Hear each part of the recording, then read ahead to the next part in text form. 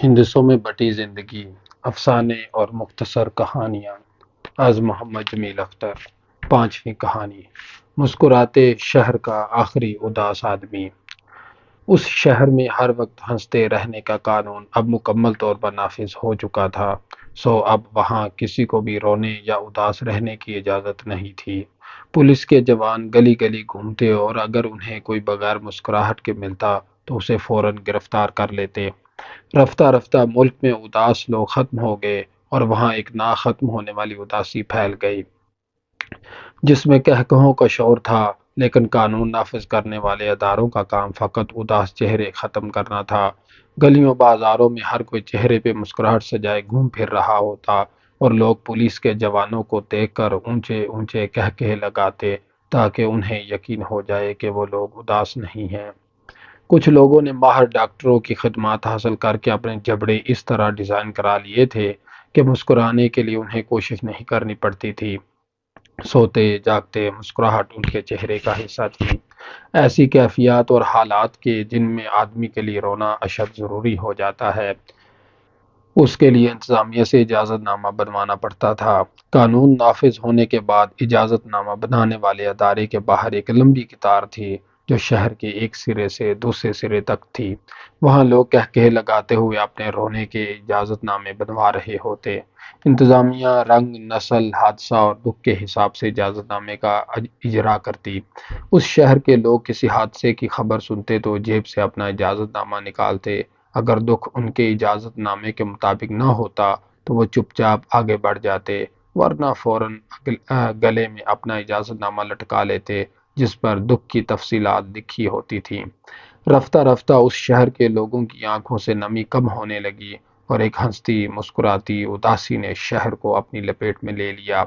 اسی شہر میں ایک نوجوان جو بے حد اداس تھا، اسے کوشش کے باوجود مسکرانا نہ آیا تو اس نے خود کو گھر میں قید کر لیا۔ وہ کھڑکی سے باہر گلی میں دیکھتا رہتا جہاں ہنستے مسکراتے لوگ گزر رہے ہوتے یا انہوں نے گلے میں اجازت نامے لٹکائے ہوئے ہوتے اور وہ انہیں دیکھتے کر حیران ہوتا۔ وہ بے حد دکھی اور پریشان تھا۔ پہلے کبھی کبھار اسے کوئی اپنی طرح اداس چہرہ بھی مل جاتا، لیکن جب سے یہ قانون باقاعدہ نافذ ہوا تھا اداس چہرے یکدم ختم ہو گئے تھے۔ وہ جب کبھی پولیس کے آدمیوں کو دیکھتا تو فوراً کھڑکی سے ہٹ جاتا کہ کہیں وہ اس کی اداسی نہ دیکھ لیں۔ ایک روز کھڑکی سے اس نے اپنے پڑوسی کو دیکھا جو اپنے بیمار بچے کو ہسپتال لے کر جا رہا تھا اور اس کے چہرے سے پریشانی عیاں تھی۔ غالباً اس کا بچہ بہت زیادہ بیمار تھا۔ اسی دوران پولیس کا آدمی گشت کرتا ہوا اس گلی میں آن پہنچا۔ آدمی نے پولیس والے کو دیکھا تو فوراً اونچی آواز میں ہنسنے لگا۔ جناب، وہ میرا بچہ بیمار ہو گیا ہے، ہسپتال لے کر جا رہا ہوں۔ ہاں ہاں ہاں، آدمی نے ہنستے ہوئے کہا، لیکن جب میں گلی میں داخل ہوا تو میں نے دیکھا کہ تم اداس تھے اور تمہارا چہرہ کچھ پریشان تھا۔ کیا مجھے تمہیں جیل لے کر جانا چاہیے؟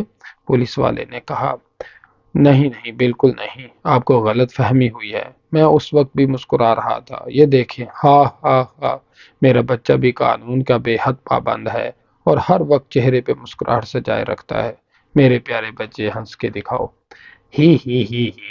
بچہ تکلیف کی شدت میں ہنسا اور بے ہوش ہو گیا۔ اس نوجوان نے دیکھا کہ اس کا پڑوسی ہنستے ہوئے بچے کو اٹھا کر وہاں سے بھاگ گیا۔ یہ منظر دیکھ کر نوجوان کا دل بھر آیا اور وہ رو پڑا۔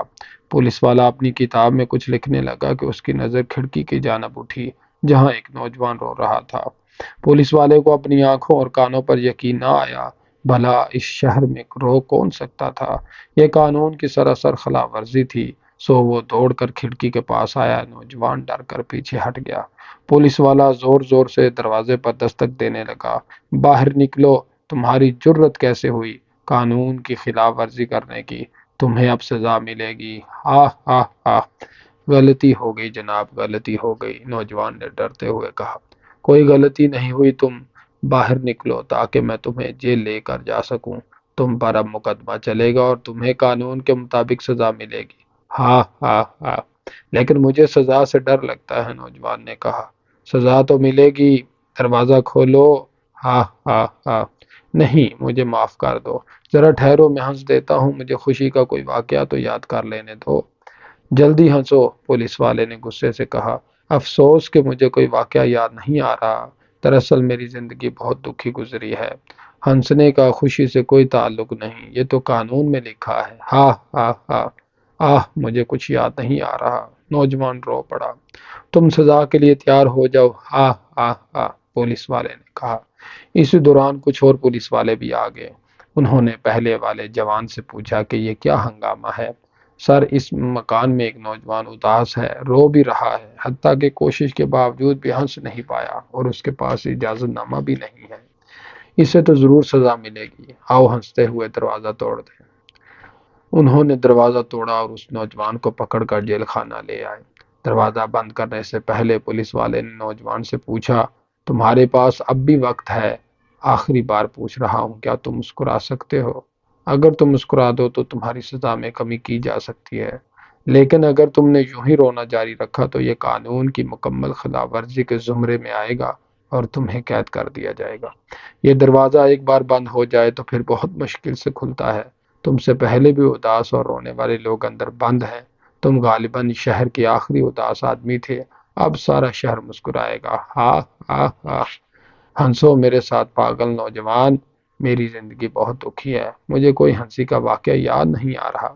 نوجوان نے روتے ہوئے کہا، پاگل، مسکراہٹ کا اب خوشی سے کوئی تعلق نہیں رہا، یہ قانون کا حصہ ہے۔ اندر چلے جاؤ بد نصیب نوجوان۔ ہاں ہاں ہاں۔ اور اس نے جیل کا دروازہ بند کر دیا۔